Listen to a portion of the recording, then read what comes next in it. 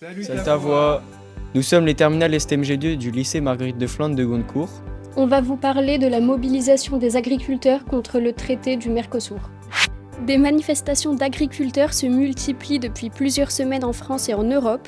Ils dénoncent l'accord entre l'Union européenne et le Mercosur. Les agriculteurs ont retourné des panneaux de signalisation à l'entrée de certaines villes, dont Seclin où ils ont écrit Brésil et à l'entrée d'Ouplein-en-Couanne où ils ont écrit Bienvenue en Argentine.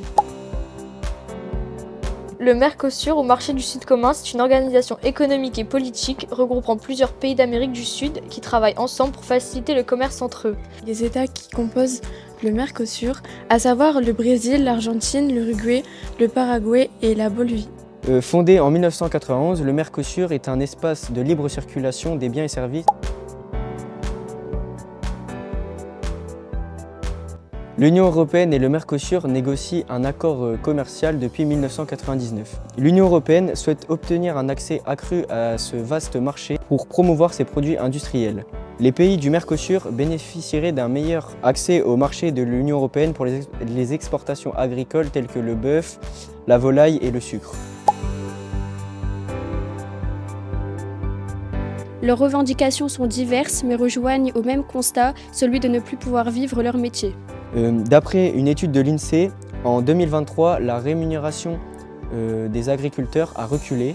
Et d'après la MSA, la sécurité sociale des agriculteurs, en 2015, il y a eu 2 suicides par jour.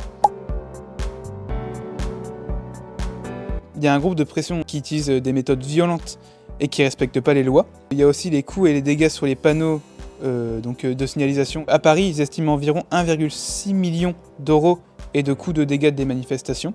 Ensuite, il y a aussi les embouteillages sur les routes de France, ce qui a eu un impact sur l'économie, interrompant des chaînes d'approvisionnement.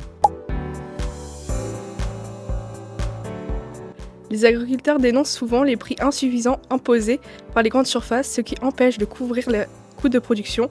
À cause de cela, beaucoup d'agriculteurs se retrouvent piégés dans les dettes. Les subventions agricoles sont souvent perçues comme insuffisantes ou mal réparties. De plus, les normes environnementales ou sanitaires peuvent être vues comme gênantes et coûteuses. Et pour finir, le métier d'agriculteur est extrêmement prenant. Avec peu de repos et des journées longues, ils sont exposés à des aléas climatiques et sanitaires qui mettent en danger leur récolte et donc leurs revenus.